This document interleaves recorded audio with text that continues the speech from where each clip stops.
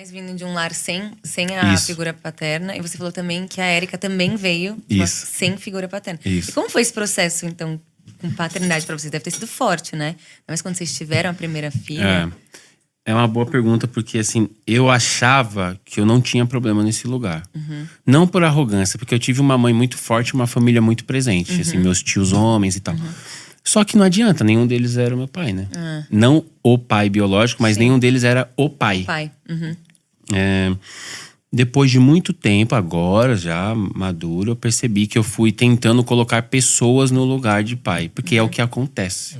É o que acontece com quem não tem pai. Ele vai buscando a proteção em um lugar, o pertencimento em outro, a provisão em outro, que são coisas que o pai dá, né? Que a paternidade dá para um jovem. Eu não entendo porque que um garoto de 14 anos anda com os meninos do tráfico. Porque ele se sente protegido, pai. Ele se sente pertencente a um grupo, sacou? Caramba. Exato. Percebendo isso, Érica e eu, a gente começou a orar. Eu fui muito intencional nas minhas orações. Até hoje eu repito essa oração. Eu sempre ensino sobre isso, que é: Senhor Deus, me ensine a ser um bom pai. Eu comecei a orar sobre isso. Só que eu comecei a orar sobre isso quando eu me reconheci como filho dele, né? Então, quando eu me reconheci como filho dele, assim, abraçado por ele, eu tenho um pai, eu tenho um sobrenome, eu sou filho do rei, sacou? Eu carrego a imagem de alguém e agora eu preciso fazer diferente com a minha filha. Então, desde antes de engravidar, eu orava sobre isso, sacou? Já tinha consciência da importância, né? Sim. É muito bom. E da ausência, né? Tipo assim, do quando... Eu não tive, então eu preciso ser intencional porque... Caramba. E aí, orei muito sobre isso e comecei a estudar um pouco. Eu fui estudar na Bíblia os pais e os pais que fizeram coisa errada, né? Porque idolatravam os filhos e assim sucessivamente, tal. Fui estudando e Deus foi construindo algo, né?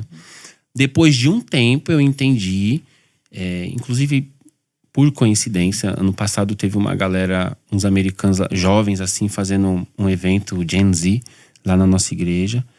E na hora da oração final, quando eles estavam agradecendo nos agradecendo por termos recebido, eles falaram assim: mano, Deus tem feito de você um pai. Essa é uma igreja de pais.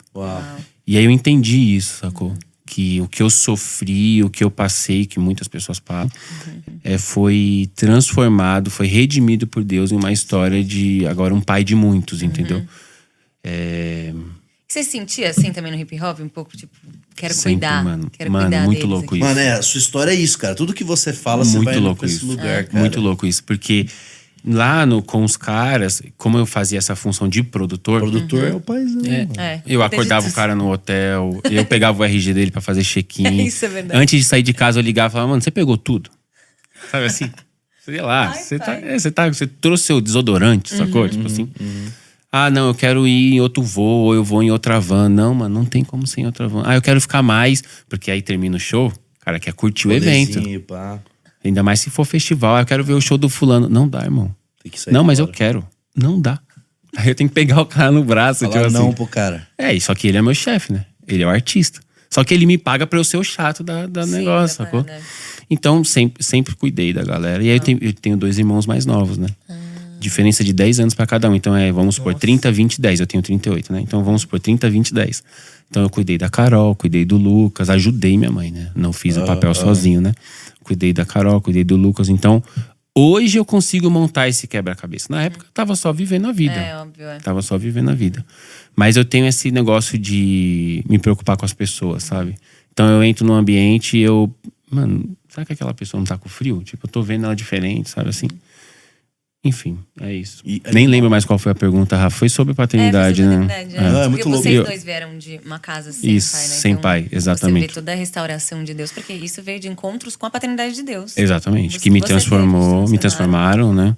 E Deus já estava te usando como pai ali no caminho também, para impactar do e moldando, né? Esse pai em mim. É pura graça de Deus, porque assim, eu não tive essa referência, sacou?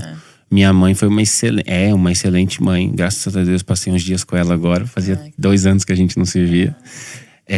Mas não é pai, né? Não tem jeito. Não tem jeito. A gente tava conversando agora há pouco também sobre isso. E cara, tem coisa que é homem, tem coisa que é a mulher. Não adianta. Entendeu? Porque a gente vê muitas vezes a galera Tipo, cara, mães solteiras que, por conta de muitas coisas tristes, assim, o cara que sai de casa e tal. Mas no fim das contas, não dá pra substituir. Não dá. Não dá pra substituir. Na é quebrada, muito peso, mano. tipo, às vezes vem. Eu vejo assim, sabe, tem o discurso, tem que valorizar assim, tem que respeitar assim as mães solteiras, mas, cara, tem que ter também essa figura. Sim, Tá ligado? sim, Tem que ter essa figura. Deus fez desse É, jeito. Deus fez desse jeito.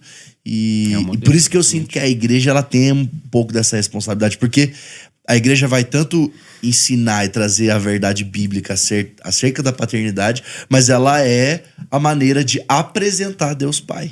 Exatamente. A igreja não é instituição, né? A igreja é o corpo de sim, é o corpo Cristo. de Cristo, não Exato. uma igrejinha lá. Exato. Porque assim, apresentar. a gente tem um problema na sociedade que é...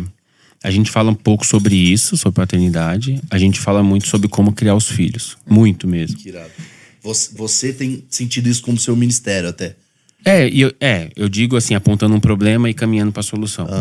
A gente ensina as pessoas a criarem filhos, mas eu tenho convicção que Deus ensina a gente a criar pais e mães. Caramba. Então, tipo assim, a mãe olha para a criança como um filho. É uma outra mãe. Deveria olhar Uau. como outra mãe. É isso. Tipo assim, eu preciso preparar essa pessoa, esse ser humano, para ser uma mãe um dia. Ou seja, ela, que é a mãe, já deveria ter cortado o cordão umbilical, mas a mãe demora muito para cortar. Isso é um fato. E o pai, às vezes, quer super proteger. Né? Tipo assim, vou manter aqui porque é a pessoa que eu mais amo no universo. E é mesmo. E aí, a gente vive uma geração de pessoas dependentes, né? Tipo assim, pessoas que não sabem respeitar a autoridade porque foram, sei lá, mimados, talvez. Sabe aquela Sem querer frase, ser muito tipo, forte, assim, não, mas mas tipo pode assim. ser. Total. E aí não respeita as autoridades, sofrem muito por problemas que às vezes você fala assim. Claro que a gente, quando tá aconselhando, não vai falar isso, mas a gente pensa. Já chega na hora. Mano, Ouviu um não. Tipo assim, sério que você tá sofrendo por esse problema? Ouviu Tipo um assim. não. Tipo assim, exato, sacou? Mas acho que a nossa essa geração que a gente Então, tá vendo. é o que eu ia falar daquela frase que... Mas mano. Homens fortes eram tempos, sabe essas paradas? E aí Tempos eu vejo... difíceis geram homens eu fortes, sinto assim, uma mãe muito superprotetora gerou uma outra mãe meio displicente. Que aí gera uma mãe... que teve muito problema, que aí talvez uma outra... Aí vai ser forte de novo. Mas Sim. a gente não Pô, precisa até a passar por desistência isso. de ser mãe, Sim. né? A Porque desistência de hoje ser em mãe. dia, Exatamente, poucas não mulheres. quero ser mãe, vou ser mãe de pet. Você é mãe de pet, Aí Esse assunto vai... vem mais pra frente. Bomba. Aí lá vem a polêmica. O lance é que a gente não percebe que, tipo assim, essas feridas vão ficando naquele ser humano. Só que elas só vão doer quando ele começar a se relacionar com outro ser humano, ou seja, no namoro.